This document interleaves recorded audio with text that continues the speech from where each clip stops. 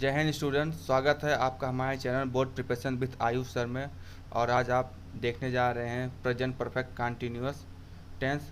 और इससे पहले आपने हमारा video present indefinite tense, present continuous और प्रेजेंट परफेक्ट टेंस को ऑलरेडी आपने देख चुके हैं।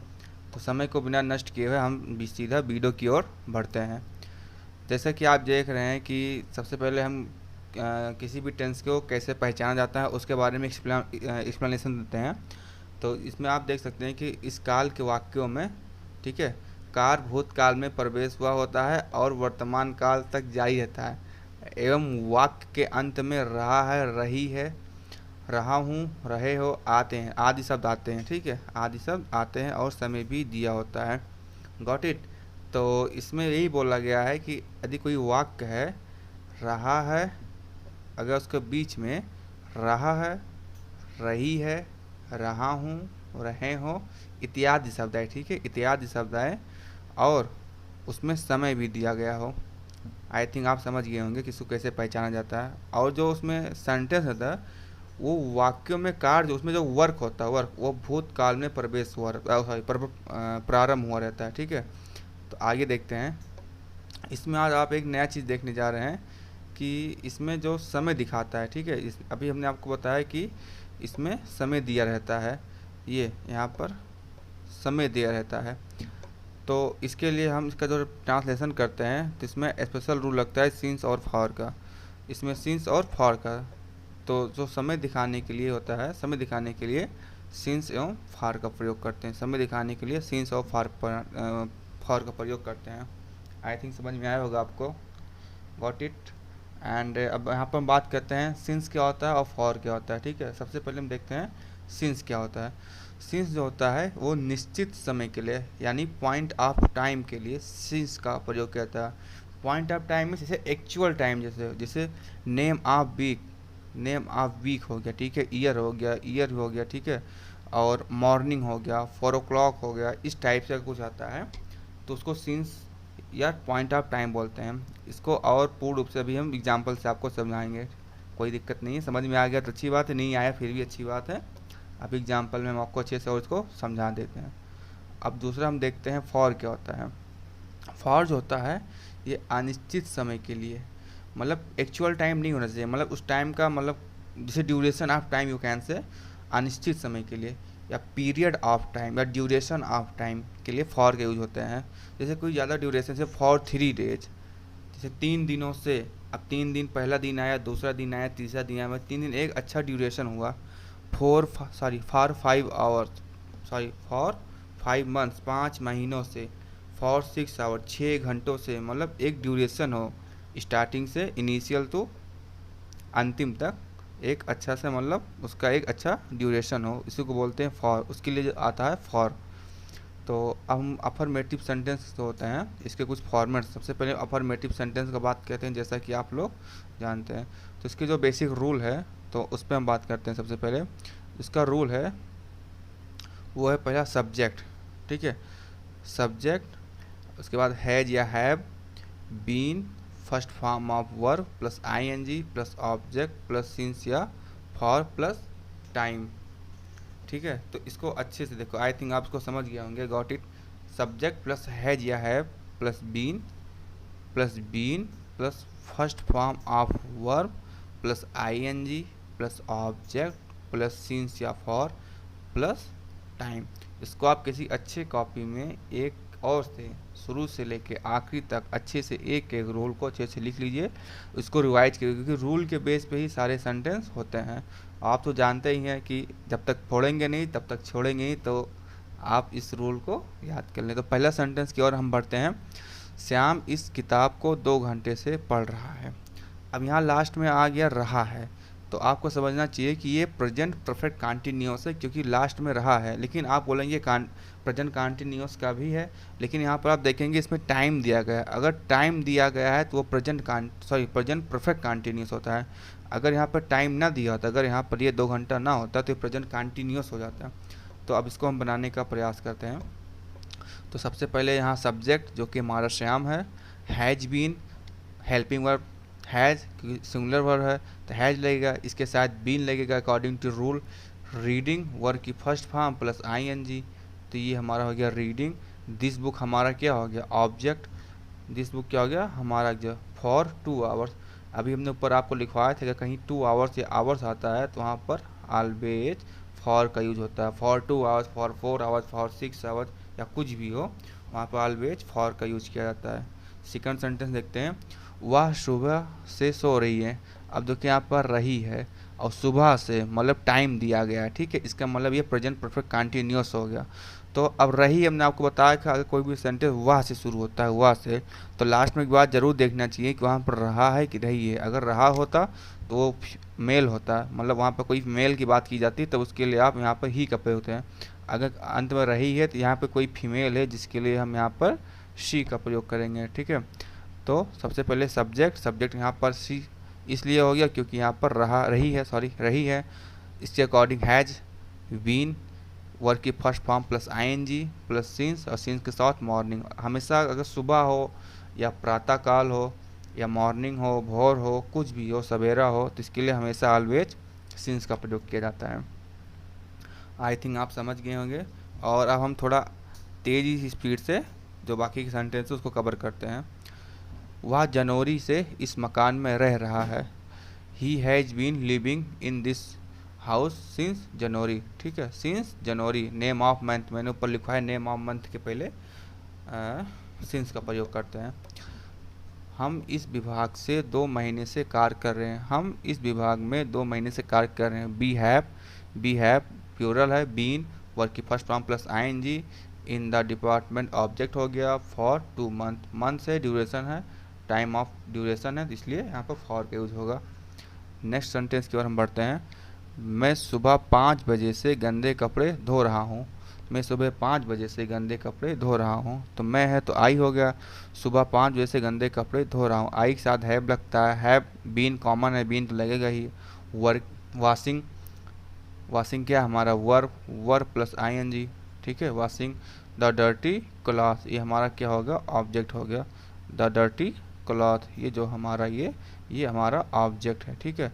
तो यहाँ पर since 5 o'clock in the room, अब यहाँ पर 5 o'clock है, तो इसके लिए जो है हमेशा सिंस का प्रयोग होगा। 5 o'clock, 6 o'clock, 8 o'clock, कुछ भी यहाँ अगर दिया होता तो इसके लिए हम ऑलवेज सिंस का प्रयोग करते हैं। या मोटा मोटा आप कह सकते हैं कि जैसे कोई भी मतलब अंक में से 6 o'clock, 10 o'clock इस टाइप का कुछ हो तो वहाँ पे सिंस का प्रयोग करते हैं।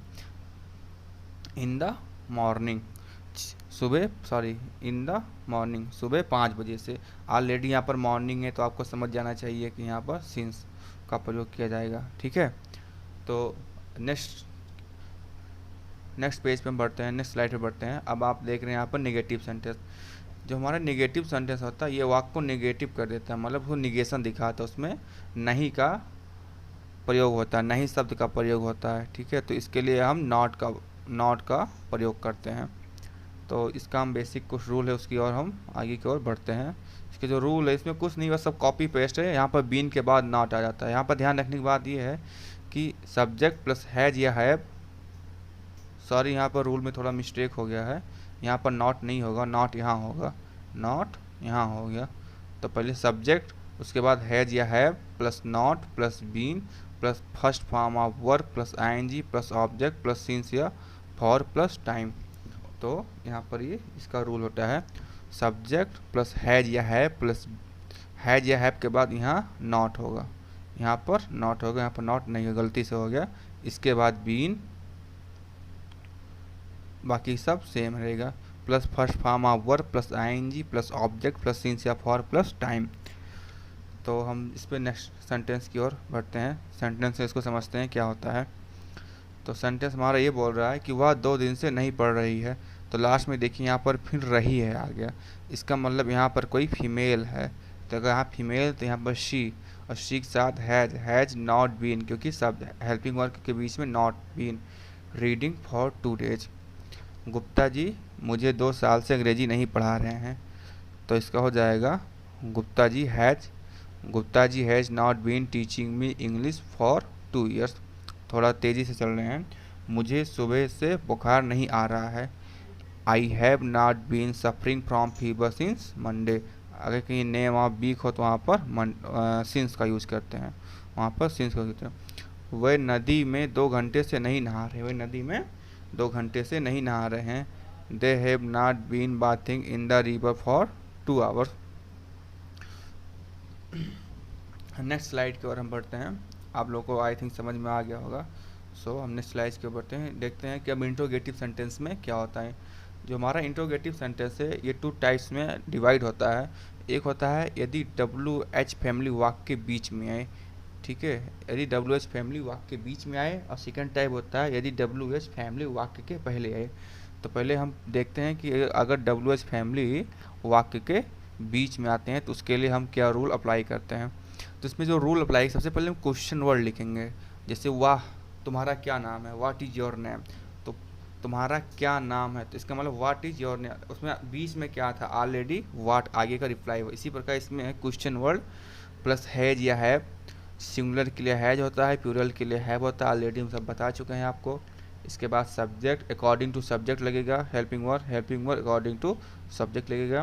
Been plus first form of verb plus ING plus object plus since या फॉर प्लस टाइम, सब वही कॉपी पेस्ट है, बस क्वेश्चन वर्ड आगे सबसे पहले ले गया। उसके बाद हैज या have plus subject plus been plus first form of verb plus ING plus object plus since या फॉर प्लस टाइम। तो हम सेंटेंस से समझने का प्रयास करते हैं इसको। तो सबसे पहला सेंटेंस है, तुम 2 दिन से यहाँ क्या कर रहे हो, तुम 2 दिन से यहाँ क्या कर रहे हो।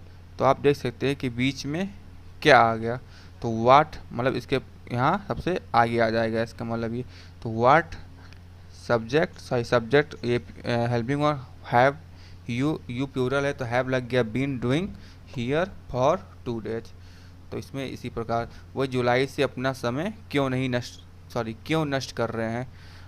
तो वाई, क्योंकि यहाँ बीच में क्यों है, WH फैमिली वाई हो गया। अब दे के अकॉर्डिंग यहाँ पर हैव लगेगा, been wasting their time since July, अंत में टाइम आ जाएगा हमारा। शुक्रवार से अध्यापक कौन सी पुस्तक पढ़ा रहे हैं। तो कौन सी पुस्तक, कभी भी अगर कौन सी पुस्तक इस टाइप से आता है तो उसके साथ का जो कुछ हो उसको भी, जैसे कभी कौन सी पुस्तक या कौन सी टेबल कुछ इस टाइप का आता है तो उसको भी अपने साथ में हमेशा रखना चाहिए। जैसे यहाँ विच बुक, द टीचर के अकॉर्डिंग यहाँ पर हैज लग जाएगा, द टीचर के अकॉर्डिंग यहाँ पर हैज लग जाएगा, बीन टीचिंग सिंस फ्राइडे। अगर हम नेक्स्ट सेंटेंस की ओर बढ़ते हैं, कौन तुम्हारा, अब देखिए यहाँ पर कौन आ गया, ठीक है। तो यहाँ पर हु वाला जो सेंटेंस है इसको हम आपको लास्ट में पढ़ाएंगे, जब सारा टेंस खत्म हो जाएगा तो हु का एक अलग कॉन्सेप्ट आपको पढ़ाएंगे जिसका नाम है कॉन्सेप्ट ऑफ हु। तो उसमें आपको अच्छे से इसको हम एक्सप्लेन करेंगे कि इसमें क्या होता है, इसमें एक अलग रूल अप्लाई होता है। तो सेकंड रूल की तरफ हम बढ़ते हैं। तो रूल जो सेकंड है, यदि WH फैमिली वाक्य के पहले आए, जो हमारे WH फैमिली है वो वाक्य के पहले आ जाएगी। WH फैमिली मीन्स क्या, क्यों, कहाँ, कैसे, कौन कब, क्यों, यही मतलब WH, what, who, where, why, when, how, ये सब WH फैमिली के अंतर्गत आते हैं। तो हम बेसिक रूल की ओर चलते हैं। तो सबसे पहले अगर वाक्य पहले आता है तो हम हेल्पिंग वर्ब शुरू करते हैं, हैज या हैव। उसके बाद सब्जेक्ट के अकॉर्डिंग लगेगा, बीन, बाकी सारा कॉपी पेस्ट है, first form of verb plus ING plus object plus since या फॉर प्लस टाइम। तो आई थिंक आप समझ गए होंगे, और हम इसको एग्जाम्पल से समझने का प्रयास करते हैं। जो कि हमारा एग्जाम्पल ये है, क्या वह अपना काम 3 घंटे से कर रहा है, लास्ट में रहा है आया है। 3 घंटे से मतलब टाइम आ गया तो मतलब क्या, प्रेजेंट परफेक्ट कंटिन्यूअस टेंस। तो क्या वो अपना, वो क्या सबसे पहले आया है तो हैज हो गया, हुआ है प्लूरल है तो इसलिए हैज हो गया, ठीक है।